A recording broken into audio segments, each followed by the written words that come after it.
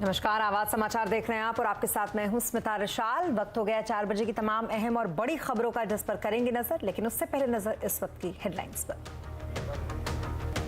खराब ग्लोबल संकेतों ने बिगाड़ा बाजार का मूड। चौतरफा बिकवाली से निफ्टी 17,000 के नीचे, सेंसेक्स निफ्टी में करीब 1.5% की गिरावट।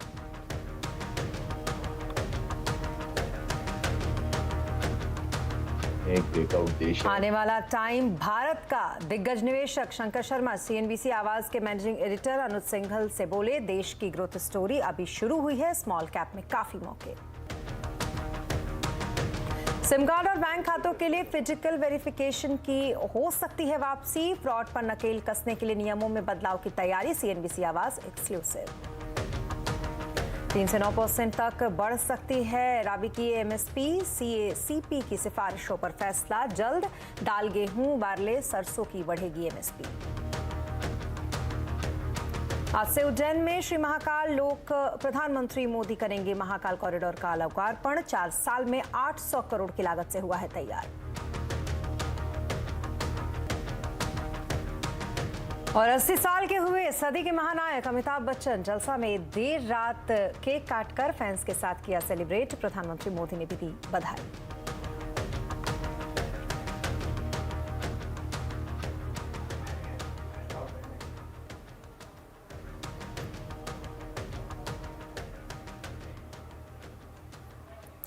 और खबरों की शुरुआत मार्केट से करेंगे, क्योंकि मार्केट का मूड आज ग्लोबल संकेतों ने बुरी तरीके से बिगाड़ दिया और बाजार में चौतरफा बिकवाली रही। निफ्टी 17,000 के नीचे बंद हुआ। सेंसेक्स और निफ्टी दोनों में करीब 1.5% की गिरावट देखी गई। बाजार ने ऐसा गोता क्यों लगाया, ये जानने के लिए चलते हैं यतिन के पास। यतिन, चौतरफा एक तरीके से देख रहे हैं हम कि सेक्टर्स में पिटाई हुई है सेक्टर्स की। कैसा और किस तरीके का मूड आज बाजार का रहा? देखिए, शुरुआती जो ट्रेंड था थोड़ा बहुत वीक था। इनफैक्ट हमने थोड़ा बहुत रिकवर करने की कोशिश की फर्स्ट हाफ में, लेकिन दूसरे हाफ में एक भारी सेलिंग का मुकाबला बाजार को करना पड़ा और कहीं ना कहीं आज बेयर्स का पलड़ा जो है वो भारी होता हुआ दिखाई दिया। अगर हम सेक्टर्स की बात करें तो सभी के सभी सेक्टर्स आज लाल निशान में ही बंद हुए। हालांकि चुनिंदा स्टॉक्स जैसे एक्सिस बैंक, अदानी एंटरप्राइजेज आपको हरे निशान में दिखेंगे। मार्जिनल 1-1.25% जितने मूव्स इन स्टॉक्स में आपको आते हुए नजर आए। लेकिन अगर आप निफ्टी के लूजर्स की बात करें तो डीवीज लैब देखिए आपको 5% नीचे दिखाई देगा। JSW steel, IndusInd bank, Ayesha Motors जैसे स्टॉक्स 3-3.5%। इनफैक्ट आज अच्छे नतीजों के बाद टीसीएस, इन्फोसिस जैसे शेयर्स भी, जहां इन्फोसिस की बायबैक अनाउंसमेंट थी, उसके बावजूद स्टॉक में आपको 2-3% के डिक्लाइन आते हुए दिखाई दिए।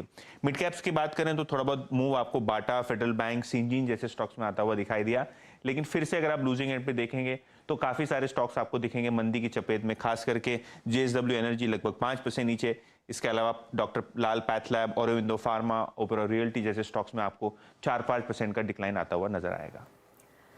जी, बहुत शुक्रिया तमाम मार्केट अपडेट के लिए यतिन आपका। तो कुछ इस तरीके से आज बिगड़े मूड के साथ रहा बाजार, और ऐसा इसलिए क्योंकि इस वक्त बाजार में एफआईआईज और रिटेल के बीच एक जंग छिड़ी हुई है। एफआईआईज लगातार बेच रहे हैं और रिटेल खरीदारी कर रहे हैं। एफआईआईज और रिटेल की ये दिलचस्प लड़ाई, आखिरकार कौन जीतेगा, किसका पलड़ा भारी है, इसका दिलचस्प एनालिसिस किया है हमारे मार्केट एडिटर अनुज सिंघल ने। एफआईआई वर्सेस रिटेल, क्या कंपैरिजन ड्रॉ कर रहे हो आप? देखिए, आज हम आजकल टक्कर दे रहे हैं गोरों को?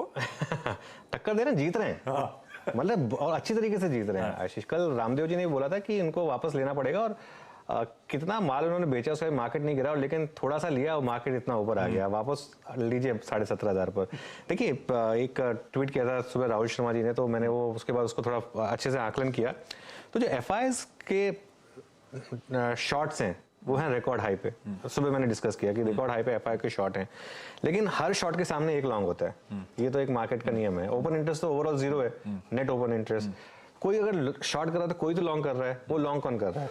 वो लॉन्ग कर रहा है रिटेल। अब देखिए, एफआईआई का जो शॉर्टिंग है वो रिकॉर्ड लेवल पर, रिटेल की लॉन्ग पोजिशन आशीष रिकॉर्ड लेवल पर।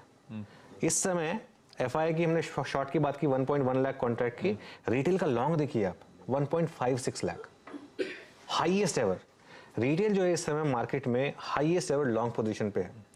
अब आप नॉर्मली नोटिस करेंगे कि पिछली बार क्या हुआ था जब ऐसा हुआ था। पिछली बार जब ये हुआ था, कब हुआ था? जून में। जून में जब मार्केट में तहलका मचा हुआ था, मार्केट सिर्फ नीचे जा रहा था, ऐसा लग रहा था कि सब कुछ खत्म हो रहा है और एकदम कैपिचुलेशन आ गया था, वहां से निफ्टी में कितनी रैली आई? 15% की रैली आई निफ्टी में वहां से। और ये 3 बार ऐसा हुआ है पिछले 12 साल में, ये 3 बार ऐसा हुआ है कि जब FII के जो शॉर्टिंग है वो रिकॉर्ड हाई पे है और जो रिटेल की लॉन्ग पोजीशन है वो रिकॉर्ड हाई पे है। तीनों की तीनों बार रिटेल जीता है FII के अगेंस्ट। तो हम, क्योंकि मैं इनफैक्ट एक चीज को अब बिलीव करता हूं कि अब आगे जाता हूं, क्योंकि ये हमारे ना लेगेसी रीजन बना हुआ है कि हम सिर्फ FII के आंकड़े देखते हैं। मैं कहता हूं अब हमको आगे जाते हुए ना DII और रिटेल के आंकड़े देखने चाहिए, क्योंकि सबसे बड़ी जो मार्केट की इस समय पावर है वो DII और रिटेल है। सबसे ज्यादा पैसा ये लोग लगा रहे हैं, तो हम अपनी मार्केट पे ध्यान देना। अब हम इनफैक्ट एक नीलेश जी बोलते थे कि अब हमने अपनी पूरी की पूरी इक्विटी ओनरशिप दे दी FIIs को, अब एक तरीके से हम उनसे वापस ले रहे हैं, तो अच्छी बात है ना। तो इसके लिए इस चीज पर ध्यान रखिए। देखिए ये पिछली जो 3 बार हुआ है उसमें एक बार तो हुआ था जब कोविड के बाद जब हुआ था, उसमें ये सिचुएशन थी, उसमें मार्केट ने वहां से फिर जबरदस्त रैली दिखाई थी। एक बार अभी मैंने जून की बात की, और उससे पहले अप्रैल 2018 में भी यही आंकड़ा था, जिसमें FIIs के शॉर्ट पोजीशंस और जो रिटेल की लॉन्ग पोजीशंस है वो इसी लेवल पे थी। हर तीनों बार मार्केट ने वहां से जबरदस्त आपको पॉजिटिव रिटर्न दिया है। तो ये एक तरीके से एक मार्केट में बड़ा टेक्टोनिक शिफ्ट है, और इस शिफ्ट को आप जितनी जल्दी रियलाइज कर लेंगे आपके लिए उतना अच्छा है। जी हाँ, तो भले ही अभी बाजार में बहुत ज्यादा उठा पटक हो, लेकिन भारत की जो ग्रोथ स्टोरी है वो बहुत ही दमदार है। मार्केट गुरु शंकर शर्मा ने CNBC आवाज के मैनेजिंग एडिटर अनुज सिंघल के साथ खास बातचीत में कहा कि भारत में वो सभी फैक्टर है जो एक देश को मजबूत बनाने में मदद करते हैं। उन्होंने कहा कि आने वाले समय में भारत और तेजी से ग्रोथ करेगा।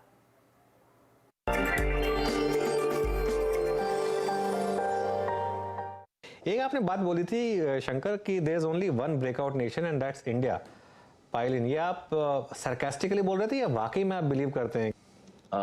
मेरा ये मानना, और मैंने किसी भी हिसाब से ये सरकास्टिकली नहीं कहा है, मेरा ये विश्वास है कि इंडिया की जो एक लॉन्ग टर्म जर्नी अगर आप देखो इंडिया की, जब ब्रिटिश ने हमको छोड़ा तो इकोनॉमी की स्थिति जो थी बिल्कुल हॉलोड आउट थी। 200 साल they had hollowed out the whole economy. वहां से हम फिर 2-3% मतलब उसके इनफैक्ट डेटा ये है कि साहब के इंडिपेंडेंस के पहले जो 10 साल थे उसमें अपनी GDP ग्रोथ मोटा मोटा 0% थी।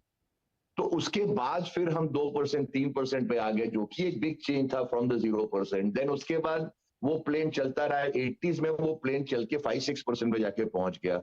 जब फर्स्ट राउंड ऑफ लिबरलाइजेशन हुआ, कंप्यूटर्स की के आयात निर्यात को आसान बना दिया गया, जिसमें कि इन्फोसिस जैसी कंपनियों का उस वक्त जन्म हुआ। तो वो एक फेज 2 था। और फेज 3 91 से स्टार्ट हुआ, जब इकोनॉमी को ट्रूली ओपन अप किया गया, जब growth rates again jumped a bit to 6.5%। उसके बाद फिर 2000 का दौर आया, जब हमने 8% भी देखा, 8.5% भी देखा, 9 भी देखा, 10% भी देखा 2007 में एक वर्ष के लिए। तो अगर आप देखें तो इस इंडिया की जो जर्नी रही है एज एन इकोनॉमी, वो एक आप -20 फ्लोर से स्टार्ट किया आपने, तो पहले तो आपको वहां तक पहुंचने में टाइम लगा, और उसके बाद धीरे धीरे करके आप एक 25वीं मंजिल पर पहुंच गए। और 25वीं मंजिल से 100 का जो फासला है साहब, वो आप बिल्कुल एक बुलेट एलिवेटर की तरह आप तय करोगे, और हम वहां जाके पहुंचे। तो मैं ये इसलिए नहीं कह रहा हूं कि मैं अपनी पेट्रियोटिज्म और मार्केट के व्यू को कभी भी कंफ्यूज नहीं करता हूं साहब, दोनों अलग अलग चीजें हैं। तो मैं कह रहा हूं इस बात को प्योरली डेटा, फैक्ट्स एंड एक इकोनॉमिक हिस्ट्री को एनालाइज करके कि सारे फैक्टर्स जो एक कंट्री में आपको चाहिए, एक ब्रेकआउट कंट्री में चाहिए, इंडिया में मौजूद है, जो कि अमेरिका में मौजूद थे आफ्टर सेकेंड वर्ल्ड वॉर, जो कि चाइना में मौजूद थे आफ्टर 1980-81, एंड जो कि इंडिया में थोड़े धीरे धीरे करके वो ज्यादा प्रबल हुए हैं, बिकॉज हमें ज्यादा टाइम लगा वहां पहुंचने में, गिवन द फैक्ट कि हम 47 में बहुत पिछड़े हुए थे। अब हम वहां पे पहुंच गए जहां यूएस और चाइना होते थे आज से 60-70 साल और 40 साल पहले।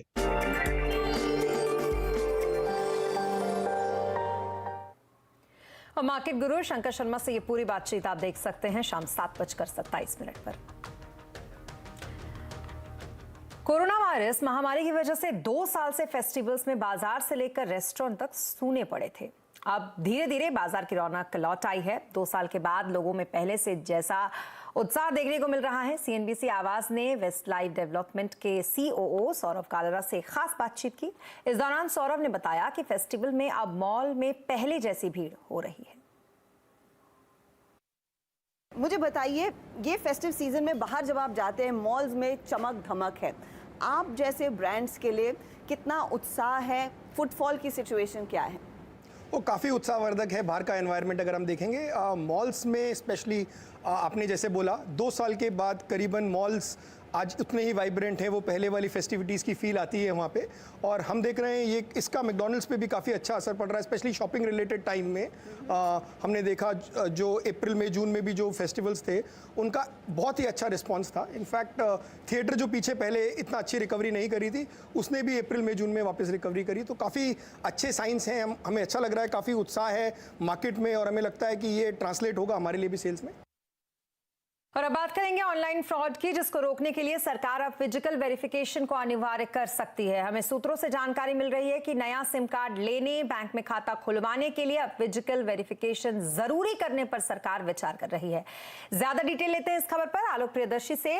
आलोक, फिजिकल वेरिफिकेशन का नियम अनिवार्य किए जाने पर क्या कुछ डिटेल है इस वक्त आपके पास? देखिए, आजकल नया बैंक खाता खुलवाना हो या फिर नया मोबाइल सिम कार्ड इशू करवाना हो, ये काम चुटकियों में ई-केवाईसी के जरिए आजकल हो जाता है। इसी का फायदा जो साइबर ठग आजकल बड़े पैमाने पर उठा रहे हैं और इस आधार और पैन कार्ड और मोबाइल नंबर के जरिए बड़े बड़े फ्रॉड को अंजाम दे रहे हैं। लिहाजा सरकार अब इस ई-केवाईसी यानी कि इलेक्ट्रॉनिक वेरिफिकेशन के नियम को सख्त करने जा रही है।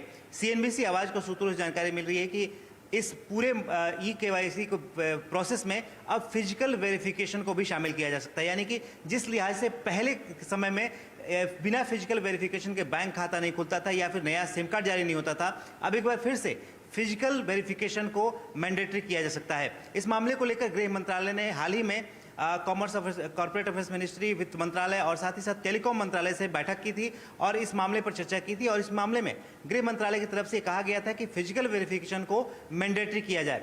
तो जो जैसा अंदाजा है कि जल्द ही इस पूरे मामले में जो बैंक खाता खुलवाने के नियम होते हैं या फिर नया सिम कार्ड इशू करवाने के नियम होते हैं, इस पूरे प्रोसेस में जो फिजिकल वेरिफिकेशन है उसको एक बार फिर से जरूरी किया जा सकता है, ताकि बिना फिजिकल वेरिफिकेशन के जो बड़े पैमाने पर फर्जी खाते खुल जाते हैं, बैंक खाते, नए सिम कार्ड जारी हो जा सकते हैं, उस पर रोक लगाई जा सके।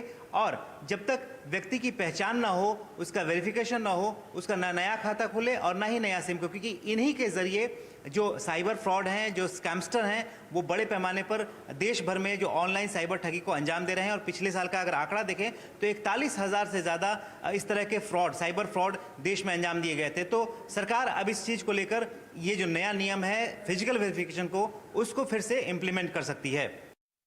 बाद एक बार फिर आपका स्वागत है और अब बात विनिवेश की प्रक्रिया की करेंगे जो रफ्तार पकड़ेगी। दीपम सचिव तोहिन कांत पांडे ने सीएनबीसी आवाज से एक्सक्लूसिव बातचीत में कहा कि चालू कारोबारी साल में आईडीबीआई बैंक और साथ ही बीईएमएल के फाइनेंशियल बिड आएंगे। साथ ही उन्होंने ये भी कहा कि एससीआई के डीमर्जर को भी जल्द मंजूरी मिल जाएगी। उनसे एक्सक्लूसिव बातचीत की हमारे सहयोगी लक्ष्मण रॉय ने।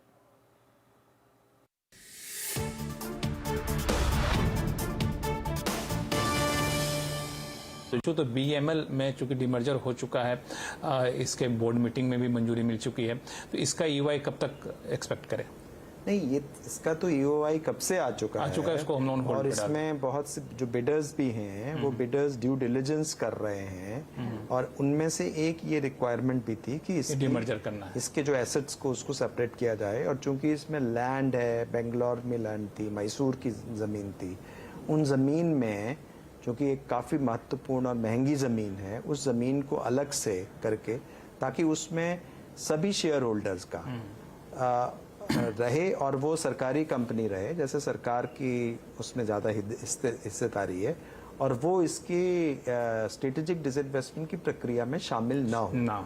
तो प्रक्रिया पूरी हो गई। वो प्रक्रिया अब जैसे लिस्टिंग में ही वो प्रक्रिया पूरी होगी। जब वो लिस्टिंग हो जाएगी, ठीक है, तो फिर वो एक स्वतंत्र कंपनी के रूप में जन्म लेगी।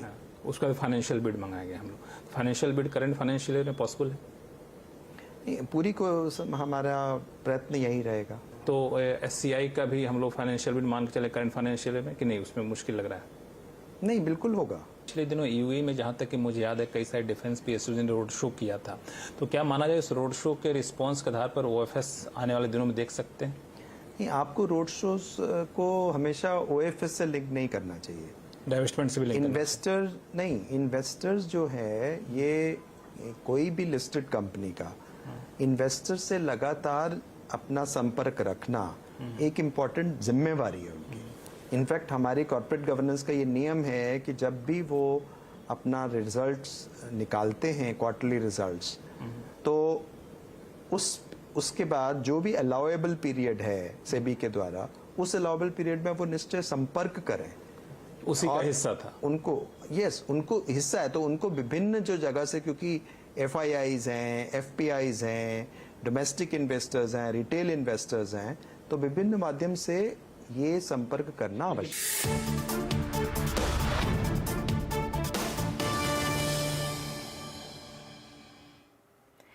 और अब बात हमारे सहयोगी चैनल CNN न्यूज 18 की, जिसकी खास पेशकश इंडियन ऑफ द ईयर की है। इसके 12वें एडिशन में 2022 की उन शख्सियत को नवाजा जाएगा जिन्होंने अपने काम से देश का सिर फख्र से ऊंचा किया है, देश का मान बढ़ाया है, सम्मान बढ़ाया है। Sports, entertainment, startup, social change, climate, कई ऐसी कैटेगरी में ये अवार्ड दिए जाएंगे। देखना ना भूलें 12 अक्टूबर शाम 6 बजे शाम से लगातार Indian of the year 2022 grand finale.